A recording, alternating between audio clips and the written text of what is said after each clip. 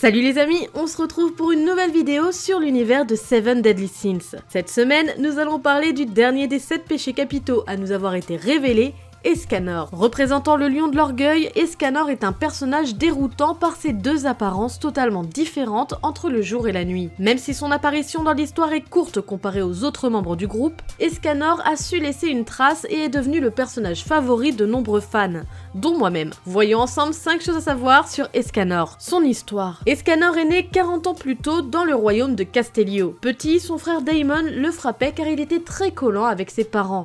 Jusqu'au jour où il éveilla son pouvoir. Le jour où son pouvoir ensoleillement s'est éveillé, Escanor brisa le bras de son frère, alors impuissant. Escanor se fit alors chasser de son royaume natal, mais fut aidé par une femme appelée Rosa. Celle-ci l'a caché dans un tonneau et l'a mis à la dérive en mer. Escanor a survécu partout où il allait, alors que les gens le considéraient comme un monstre, même quand il leur venait en aide. Escanor finit un jour par retourner à Castellio pour retrouver la femme qui lui était venue en aide.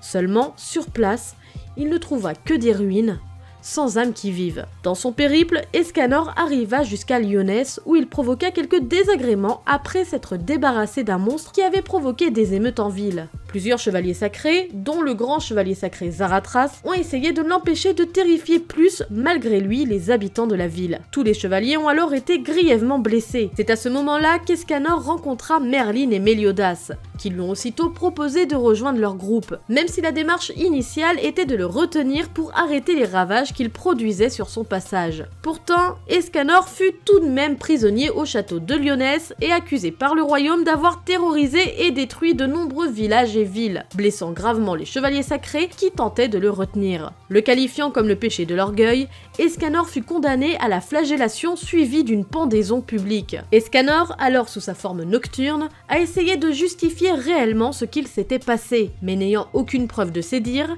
finit par accepter sa punition. C'est alors que Meliodas intervient en déclarant qu'il s'occuperait personnellement de l'homme. Escanor rejoint alors les 7 péchés capitaux en tant que dernier membre du groupe. Bien qu'effrayé par ses nouveaux compagnons, car lorsqu'il les rencontre, il est sous sa forme nocturne, Escanor éprouve des sentiments particuliers envers Merlin, en qui il reconnaît une ressemblance avec Rosa, la femme qui l'avait aidé des années plus tôt. Escanor n'a alors pas conscience des êtres d'exception qui l'entourent. Alors que Meliodas cherchera à le provoquer, en réussissant, il sera projeté sur Ban par une attaque d'Escanor. Ce dernier, pensant les avoir tués tous les deux, va fuir en demandant à ce que quelqu'un mette fin à ses jours. C'est alors qu'Escanor, sous sa forme nocturne, va connaître pour la première fois le sentiment d'être important pour quelqu'un, puisque Merlin était parti à sa recherche. Grâce aux paroles des péchés capitaux, Escanor aura de nouveau goût à la vie et acceptera enfin d'être le 7e péché capitaux. Son lien avec Maël. Maël est l'un des 4 archanges du clan des déesses. Pendant la guerre sainte, il y a 3000 ans,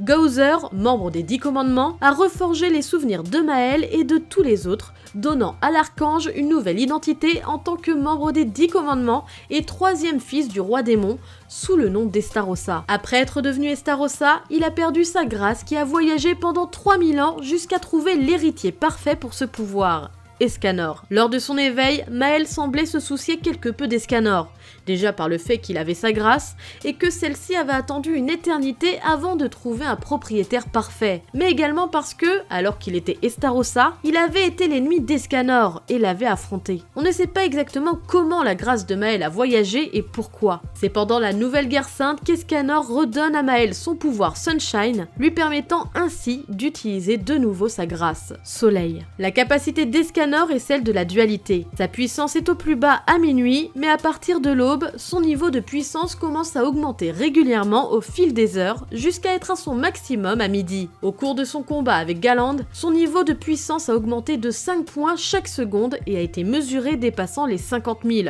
tout en continuant d'augmenter. À son apogée, selon Merlin, Escanor surpasse facilement la puissance des autres péchés capitaux. Ce cycle est marqué par de nettes différences dans ses capacités, sa personnalité et son apparence. Pendant la journée, à partir du lever du soleil à l'aube, Escanor commence à opérer un changement radical, à la fois physiquement et mentalement. Il devient beaucoup plus grand et musclé au fil des heures, ses vêtements s'étirant jusqu'à se déchirer s'ils ne sont pas adaptés à sa croissance morphologique. Dans cet état, sa force physique et son endurance sont incroyables, et son immense pouvoir magique rayonne avec désinvolture de son corps sous forme de chaleur intense, qui réduit normalement tout autour de lui en cendres. Il semble tout de même être en mesure d'exercer un certain contrôle sur ça, étant capable d'empêcher ses amis d'être blessés ou d'augmenter son pouvoir à volonté pour produire une lumière et une chaleur intense pour faire fondre la pierre. Dans cet état, son comportement normalement nerveux est remplacé par un comportement de confiance avec une atmosphère supérieure. La nuit, avec le coucher du soleil, Escanor redevient l'être originel qu'il est, c'est-à-dire un petit homme chétif et nerveux. Il est apparemment plus faible qu'un humain lambda et son niveau de puissance est alors mesuré à 15. En raison de sa particularité, le niveau de puissance d'Escanor fluctue constamment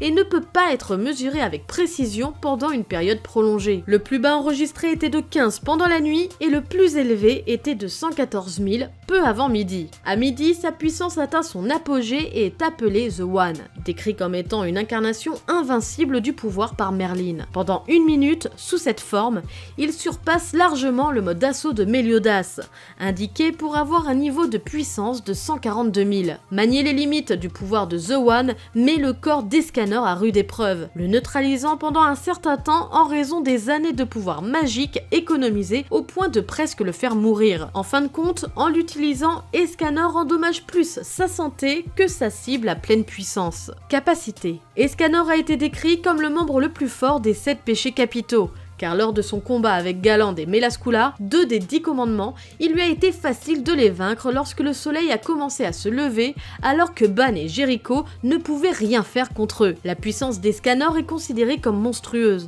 tant par ses ennemis que par ses alliés. Et Starossa, l'un des membres les plus forts des 10 commandements, a refusé de croire que quelqu'un d'aussi puissant était un humain, et ce même humain l'a paralysé à cause de sa puissance. Même Meliodas a reconnu qu'Escanor était beaucoup plus fort que lui. Merlin a également beaucoup de confiance en ses capacités, reconnaissant Escanor comme le seul individu à pouvoir arrêter Meliodas lorsqu'il est revenu à son ancien lui. En utilisant The One, Escanor a pu vaincre Meliodas dans son mode assaut avec une seule attaque. Bien qu'il soit intéressant de noter qu'avant d'atteindre The One, Escanor était à peine capable de retenir Meliodas. Au combat, Escanor s'appuie principalement sur le lever du soleil pour utiliser sa magie. Juste à l'approche de midi, son corps émet une énorme quantité de chaleur au point de pouvoir faire fondre une armure et incinérer les gens étant autour de lui. Le simple fait d'utiliser une seule attaque a provoqué l'évaporation d'un lac en un éclair à cause de la chaleur intense dégagée par Escanor. Son incroyable force brute augmente en conjonction avec son pouvoir magique, car un seul coup de sa hache Rita lors de la transformation était suffisante pour couper Galand en 2. Comme vous l'avez compris, Escanor, en plus de sa force brute, utilise des armes telles que Rita, son trésor sacré, qui est une hache énorme, et Escanor a également une grande lance. Anecdote. Pour terminer cette vidéo, je vais vous partager quelques anecdotes sur le personnage d'Escanor. Dans les légendes arthuriennes, il y a 2 personnages qui portent le nom d'Escanor. Escanor le Grand, qui a été élevé par un géant et une sorcière, et qui est dit être un homme très grand, et Escanor le Beau, le neveu du premier Escanor, qui était un beau jeune homme qui se retira dans une vie d'ermite. Escanor est inspiré du premier du nom, avec qui il partageait à la fois son pouvoir et sa date de naissance.